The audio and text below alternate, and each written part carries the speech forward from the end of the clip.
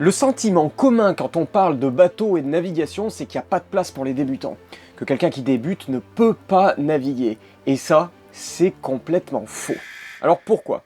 D'abord parce que tout le monde débute un jour, peu importe le point de départ. Tout le monde peut et a le droit de débuter à n'importe quel moment et à n'importe quel âge. La vérité, c'est que tout le monde a commencé quelque part, même les marins les plus expérimentés, ils ont dû apprendre les bases de la navigation à un moment donné. La voile, c'est une discipline qui s'apprend et qui se perfectionne avec le temps. Alors oui, la croyance fait qu'on pense tous qu'il faut être Bernard Moitessier pour naviguer et se faire plaisir. Et pourtant, en fait, la plupart des gens, ils ne sont pas Bernard Moitessier. Et pourtant, ils naviguent, ils vont de plus en plus loin, ils apprennent tous les jours. Et c'est aussi ça le voyage. Alors, qu'est-ce que ça signifie pour les marins, les futurs marins qui regardent cette vidéo? Par où commencer? Et bien justement, aujourd'hui, on va voir ensemble 10 points importants, 10 points qui vont vous permettre de vous lancer en évitant les erreurs qui vous empêchent d'avancer. Et en parlant d'avancer, on aborde notre point numéro 1, il ne faut pas vouloir brûler les étapes. Alors moi je suis comme vous, j'ai toujours envie d'aller plus loin, d'aller explorer des endroits incroyables, mais il faut savoir prendre le temps. Nous, on croise souvent des personnes qui débutent, qui n'ont jamais fait de voile et qui nous parlent de tour du monde sur des voiliers de 45 pieds. Alors, c'est une idée que vous allez pouvoir réaliser, mais avant ça, il faut absolument passer par des étapes qui sont primordiales. On va prendre un exemple que vous connaissez bien. Rappelez-vous quand vous aviez 18 ans et que vous preniez vos premiers cours de conduite. Vous n'avez pas appris directement sur un camion poids lourd et vous n'êtes pas parti au bout d'une heure de conduite pour un trajet de 500 km sur autoroute. Alors, ce qui est marrant, c'est que ça semble évident pour la conduite et pourtant, ça ne l'est pas du tout pour le bateau. Je le redis, commencez par un bateau d'une taille qui est raisonnable, entre 8 et 10 mètres, voire même plus petit. Moi, mon premier bateau, c'était un 6,50 m. Alors pourquoi commencer par des bateaux plus petits? D'abord parce que c'est des bateaux qui acceptent plus facilement les erreurs. Dès que vous allez faire une erreur, le bateau va la pardonner plus facilement. Mais aussi parce que vous allez maîtriser beaucoup plus facilement votre budget et donc vous vous ferez plus plaisir en apprenant plus simplement. De la même façon, avant d'envisager d'aller loin, il faut d'abord apprendre à aller à côté. Franchement, il y a des merveilles juste à côté de votre port d'attache. Et avant de penser aux Baléares, à la Corse ou à une transat, faites-vous plaisir au petit mouillage qui vous tend les bras, mais à 1 heure de navigation. Alors je peux vous donner plein d'autres exemples. Le SPI.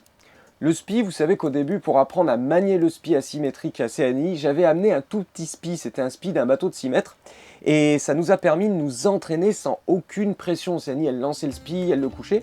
Ce qui fait que maintenant, quand on lance le gros tracteur, là, on n'a aucune pression car on s'est entraîné avec l'autre. La clé, elle est là. Ce que je vous donne là, c'est un des plus gros conseils que je puisse vous donner. En bateau, il faut prendre le temps. Prenez le temps. Car en bateau, en fait, la sécurité, c'est de prendre le temps de se former. Et ça, se former, c'est aussi la deuxième erreur que je vois le plus fréquemment.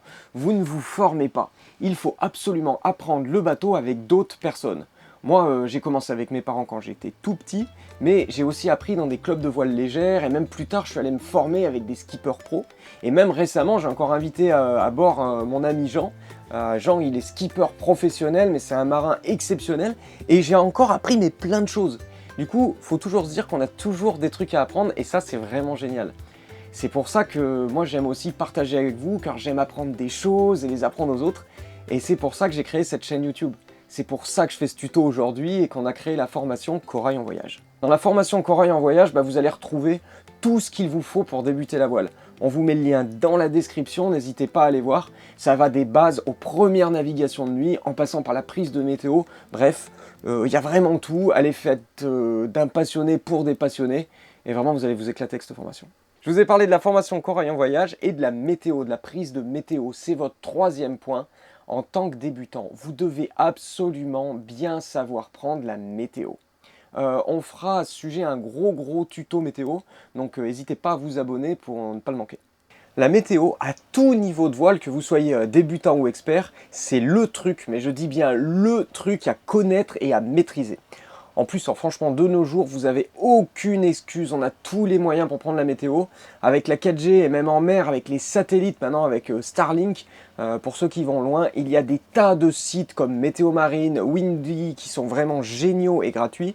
Et vous avez d'ailleurs un gros tuto qui est basé sur Windy, principalement sur comment éviter les orages, que je vous mettrai en description de cette vidéo, que vous pouvez aller voir et qui est vraiment top. Prendre la météo, c'est super important parce qu'en premier lieu, ça vous permet d'être en sécurité. Si vous êtes débutant, vous allez éviter de naviguer dans 30 nœuds de vent ou dans un gros orage. Mais c'est aussi important car ça vous permet de prévoir les habits que vous allez mettre. Ça vous permet aussi de prévoir les équipements que vous allez préparer, les gilets de sauvetage, la VHF, les bouteilles d'eau, etc. Mais aussi, ça va vous permettre d'établir votre parcours. Et ça, c'est l'erreur numéro 7, mais on y revient juste un petit peu après. Car avant de sortir en mer, il va falloir apprendre à faire des manœuvres de port. Et oui, on est tous pareils, il fait beau, il fait chaud, on vous annonce un petit 10 nœuds de vent dehors et une mer à 28 degrés. Alors la première chose qu'on a envie de faire, c'est de larguer les amarres, de mettre le moteur et d'aller naviguer. Là évidemment on se voit mettre les voiles, on imagine une vidéo de drone avec le joli bateau sous voile, et ben non, pas du tout, parce que c'est l'erreur numéro 4, l'erreur à ne pas faire. Pourquoi? Parce qu'en fait le problème c'est que je vois trop souvent, trop de personnes qui font ça et qui stressent énormément dans les manœuvres de port. Et si vous ne vous entraînez pas quand il n'y a pas de vent, bah vous allez faire comment le jour où le vent se lève et qu'il faut rentrer au port? Bah là c'est le stress. C'est le stress, et le stress, bah, ça amène à quoi? Des erreurs, et possiblement des accidents. Parce que oui, il faut s'entraîner aux manœuvres de port. Alors, je vous raconte une anecdote que j'ai jamais racontée sur la chaîne. Je fais du bateau depuis que je suis tout petit avec mes parents, ça vous le savez, j'ai navigué sur plein de bateaux, du petit 4,20 m, du 420 aux 50 pieds. J'ai loué des bateaux, j'ai eu mes propres bateaux, et j'ai l'habitude de manœuvrer. Mais quand j'ai acheté Corail, je le connaissais pas, quoi, c'était un nouveau bateau. Et du coup, je me levais le matin, vers 7 h, tranquille, et je m'entraînais à faire des manœuvres dans tous les sens. Je faisais du bord à quai, du cul à quai, sans vent, avec du vent. Et c'est exactement la même chose qu'en voiture. Imaginez que vous changiez de voiture, vous allez devoir vous habituer à faire des créneaux. Quand vous apprenez la conduite, on vous apprend à faire des créneaux, et vous allez vous rater 500 fois avant de comprendre l'astuce, comprendre comment la voiture marche. Et de la même façon, quand je fais des créneaux avec une toute petite voiture, pendant beaucoup de temps, mais après quand je passe à une grosse voiture, tac, faut que je me réhabitue. Ça va être la même chose avec votre nouveau bateau. Alors attention, c'est pas parce que vous vous entraînez à faire des manœuvres de port, vous n'allez pas vous rater un jour. Mais ça, c'est pas grave, car vous aurez les réflexes pour corriger les erreurs.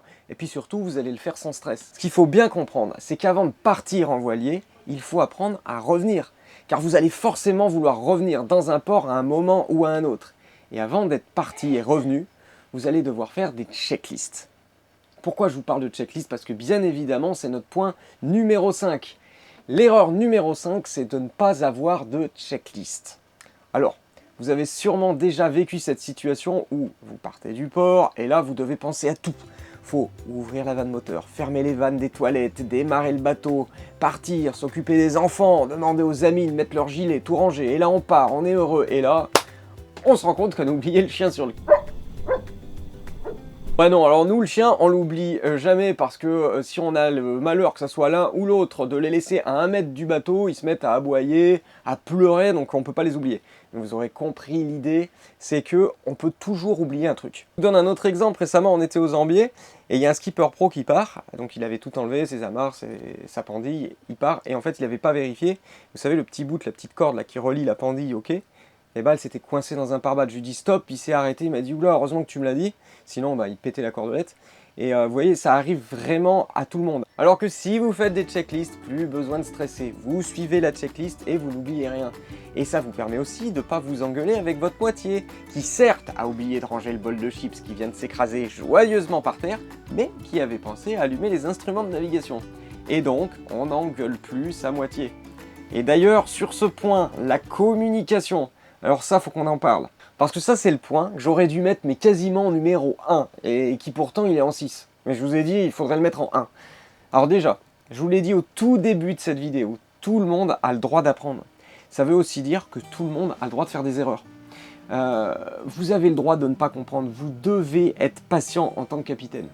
Et d'ailleurs, je vais plus loin, si quelqu'un fait une erreur sur le bateau à un moment donné, en fait, c'est de votre faute. Il faut bien se rappeler que vous soyez capitaine, skipper, chef de bord, n'importe quoi, c'est vous le responsable. Donc s'il y a quelqu'un qui fait une erreur, c'est de votre faute. Faut vous dire, ok, en fait, j'ai mal expliqué. Et ça sert à rien de s'énerver sur la personne. À la rigueur, vous vous énervez contre vous-même en vous disant, bon voilà, j'ai pas bien expliqué, il a cassé ce truc, mais c'est pas de sa faute. Et je sais que c'est dur, je sais que c'est très dur, mais le capitaine, c'est vraiment son rôle, c'est vraiment sa responsabilité, c'est d'expliquer aux débutants. Et s'il y a un problème sur le bateau, de toute façon, dans tous les cas, c'est de sa faute, c'est de votre faute. En gros, quelle que soit la situation, vous ne devez jamais vous énerver. Ne jamais gueuler. Alors oui, c'est dur parfois, je sais, on a envie de gueuler, mais c'est aussi ça le bateau, c'est tout petit, donc il faut apprendre à communiquer. Alors oui, apprendre le vocabulaire bateau, c'est là que ça prend tout son sens, parce qu'en fait, vous allez avoir un vocabulaire commun. Mais même sans ça, pensez à décider à l'avance qui va faire quoi en arrivant au port. Et faites-le quand vous êtes loin du port. À la rigueur, vous mettez le moteur au point mort, la barre au vent, et vous prenez le temps. Vous prenez le temps de mettre les parbattages, de discuter, et surtout d'expliquer à chacun ce qu'il va falloir faire, et puis pourquoi il doit le faire. En tant que débutant, vous de votre côté, il ne faut pas hésiter à dire ce que vous n'avez pas compris. Il faut que tout soit clair, que tout soit compris, et c'est encore plus simple, si tout le monde, y compris vous, sait où vous allez. C'est super important. À quel mouillage vous allez vous arrêter, à quelle heure vous allez revenir. Et ça, c'est l'erreur la plus fréquente que je vois, c'est de rien planifier. Et oui, on en a parlé lors de la prise de la météo, mais planifier votre parcours, c'est aussi important que les autres points. Alors d'abord, étudier l'itinéraire, les points de repère importants, les dangers sur le parcours, les points de repli, c'est une question de sécurité. Et c'est important en bateau d'avoir toujours un plan A, B et C. Alors vous allez me dire, c'est quoi cette histoire de plan A, B, C? Tout simplement, les plans A, B, C, c'est quoi? Le plan A, ça peut être, ok, si j'ai un problème, je peux aller à tel mouillage. Mon plan B, c'est quoi? Si j'ai un problème, je peux aller à cet autre mouillage qui est aussi protégé des vents et de la houle. Mon plan C, ça peut être par exemple, ah, j'ai vu qu'un peu plus loin, il y avait un port. Et je vais aller m'abriter à ce port si j'ai un problème. Vous pouvez même avoir un plan D, ça peut être, alors nous ça nous est arrivé par exemple à Minorque. À Minorque, les ports étaient pleins, il y avait un gros coup de vent qui s'annonçait. Je me suis dit, ok, bah c'est tout simple, le coup de vent il vient d'où? Il vient de l'Est. Et bah ok, je vais aller complètement de l'autre côté, je vais m'abriter de l'île. Qu'est-ce que j'ai fait? J'ai pris le bateau, c'était mon plan D. J'ai fait 2 heures de navigation, je suis allé me mettre complètement de l'autre côté de l'île. Et puis chance, on a trouvé un port, on s'est mis dedans. Et du coup, c'était mon plan D. Mais j'avais quand même cette idée dès le départ, j'avais mon plan A, mon plan B, mon plan C et mon plan D. C'est super important. Pourquoi? D'une part, parce que vous serez moins stressé, vous saurez déjà où sont les dangers à éviter, les côtes dangereuses, les fonds qui remontent. Et si vous avez un problème, vous saurez déjà où vous abriter. Et puisque vous ne faites plus l'erreur de ne pas faire de checklist, vous aurez aussi la checklist des numéros à appeler en cas de problème, alors que ce soit au téléphone ou sur la VHF. Pour rappel, le 16 sur la VHF, vous faites canal 16 sur la VHF pour les urgences, et par téléphone c'est le 196, vous pouvez appeler, n'importe qui peut appeler le 196, c'est les urgences en mer. Alors oui, tout prévoir c'est compliqué, mais ça va vous simplifier la vie pendant la navigation, et entre nous la navigation, avant ça relevait mais carrément de la prise de tête, et maintenant c'est beaucoup plus simple. J'en parlais avec mon père il n'y a pas longtemps. Lui, quand il naviguait avec les cartes papier et un truc qui s'appelait la gonio. La gonio, c'était quoi? Alors, c'était une espèce de radio. On écoutait avec un casque et on entendait des bip bip. Il fallait repérer donc la balise, la mer qu'on voulait. On repérait le point. Quand on entendait, on se disait, ok, ça c'est la bonne balise. On reportait les 3 points sur la carte, et on arrivait finalement à savoir à peu près où on était. L'autre solution, c'était d'avoir le sextant. Le sextant, vous savez, c'est compliqué, c'est des calculs infinis, et on avait une position approximative de là où on était. Voilà, ça c'était la navigation avant, c'était hyper prise de tête, fallait des grandes cartes papier, fallait des tables à cartes énormes, mais aujourd'hui c'est beaucoup plus simple. On a tout sur la tablette, sur le smartphone, sur le téléphone, avec des applications comme Navionics, Navili, Navenco qui sont tout simplement mais génialissimes. Elles vous permettent de connaître les meilleurs mouillages, les dangers, les interdictions, bref, de tout ce qu'il y a à savoir quand on sort en mer. Enfin, on a tout, ou presque, parce que pour l'instant, il n'y a encore aucune application qui vous envoie un petit message en vous disant « Dis donc, tu devrais plutôt regarder l'horizon plutôt que de prendre l'apéro, car vous êtes en route de collision avec un autre bateau. » Alors ouais, il y a les radars, mais c'est encore assez compliqué. Et oui, on arrive à l'erreur numéro 8. Notre erreur numéro 8, c'est d'apprendre à faire des cocktails avant d'apprendre les règles de priorité. Les copains, avant d'apprendre à conduire, on apprend le code. Et même si on ne se souvient pas de toutes les petites subtilités, me dites pas que c'est pas rentré, qu'il y a priorité à droite ou qu'on s'arrête à un stop. C'est pareil, je dis bien c'est pareil en bateau. Et si vous n'arrivez pas à vous souvenir des règles de priorité, encore une fois, on fait une checklist. Ça me rappelle une fois, on naviguait un peu au large avec Corail et on était tribord à mur. Et là, je vois un bateau qui se rapprochait de nous. Alors, je me dis, bon, tiens, il nous vient dessus, mais bon, il va bifurquer. Au bout de 10 minutes, le bateau il était encore plus proche. Il se rapproche. Au bout d'un moment, moi je me dis, bon, Là, ils abusent, la mer est grande, qu'est-ce qu'ils foutent, quoi? Je me disais, qu'est-ce que je fais? Je fais du pimpon, là, je sonne à ma corne de brume, je gueule, qu'est-ce que je fais, quoi? Parce que, clairement, il nous vient dessus. Et là, ce moment-là, hein, j'entends «Corail! Corail!» Et c'était un de vous, quoi, qui nous avait reconnus. Alors du coup, je fais «Ah, coucou!» J'ai compris pourquoi le bateau nous fonçait dessus, c'est pour nous dire bonjour. Et c'était vraiment adorable.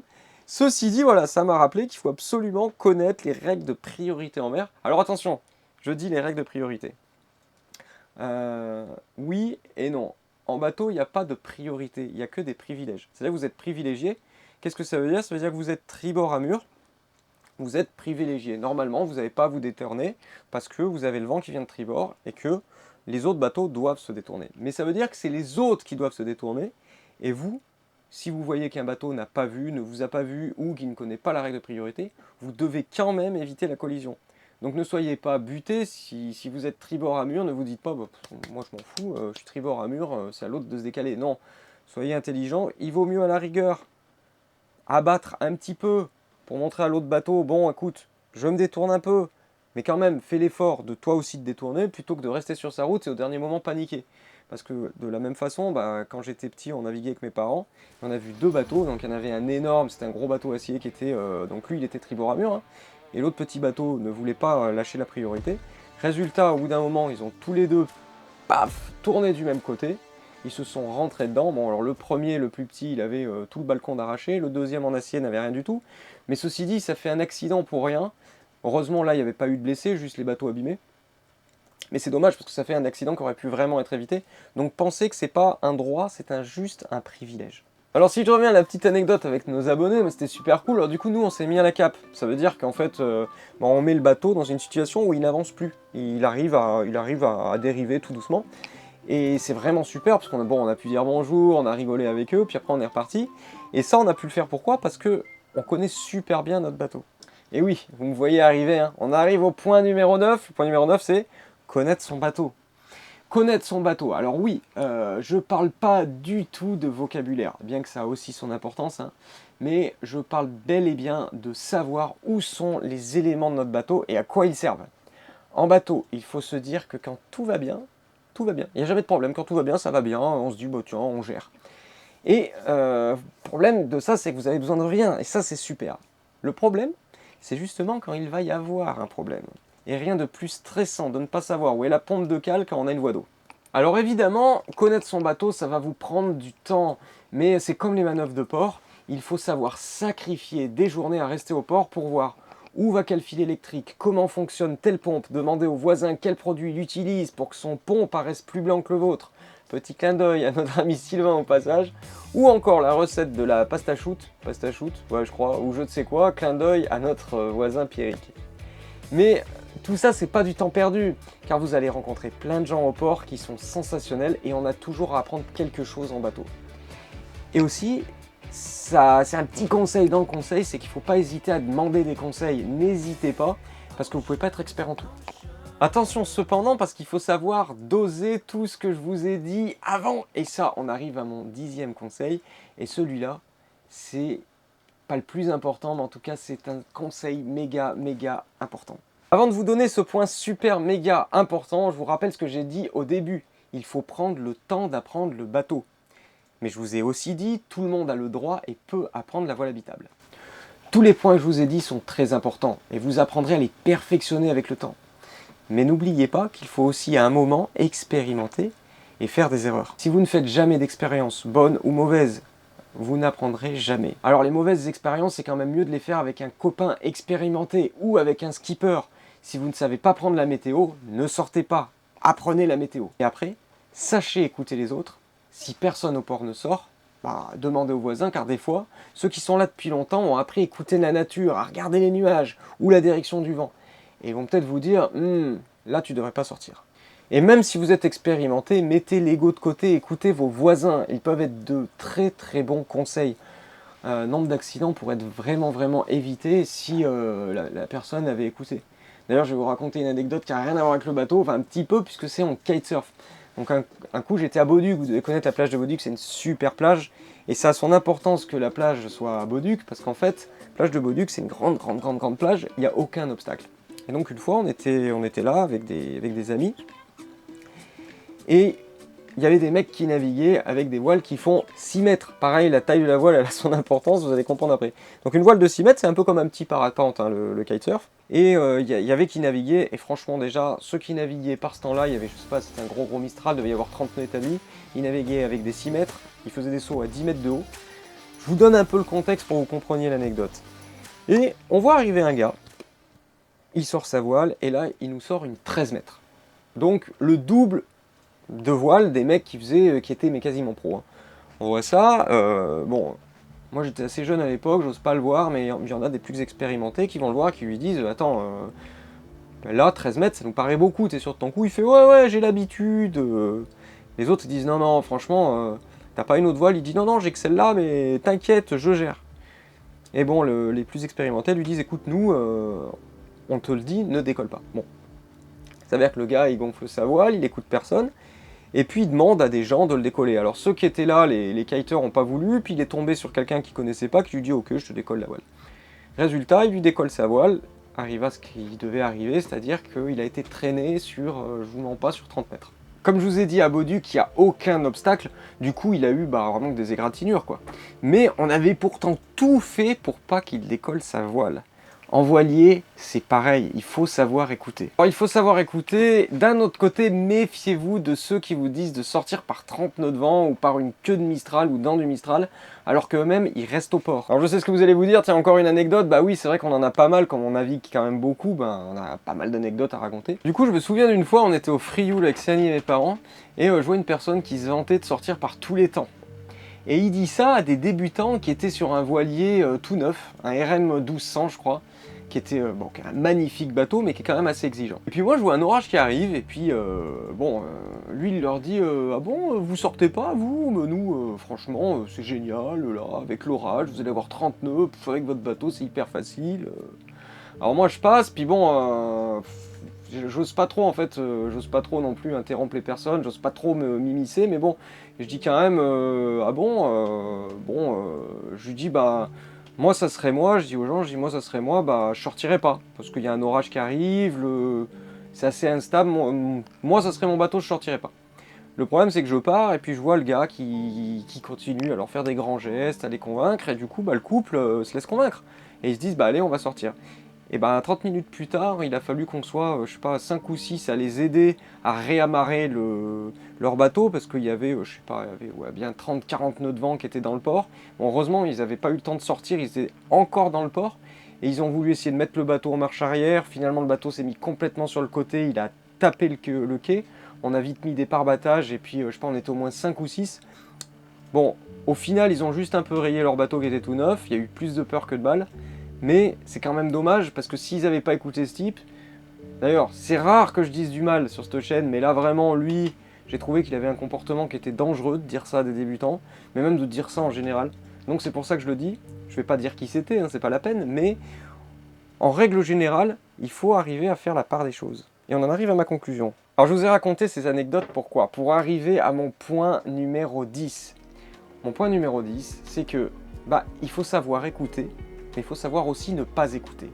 Il faut savoir quand sortir et quand rester au port. Savoir écouter son instinct et savoir écouter les autres. Ça, vous l'apprendrez avec le temps et c'est finalement la chose la plus importante, celle de développer son instinct de marin. Mais pour ça, il va falloir sortir en mer et passer de terrien à marin. Et puis quand vous aurez développé votre instinct de marin, vous aurez l'envie de sortir. Parce que plus vous allez apprendre à faire du bateau, plus vous aurez envie d'en faire. Et ça, c'est génial. Et d'ailleurs, en parlant de ça, ça m'a donné envie de sortir. Alors on va préparer le bateau. Je vous dis salut les copains et à bientôt.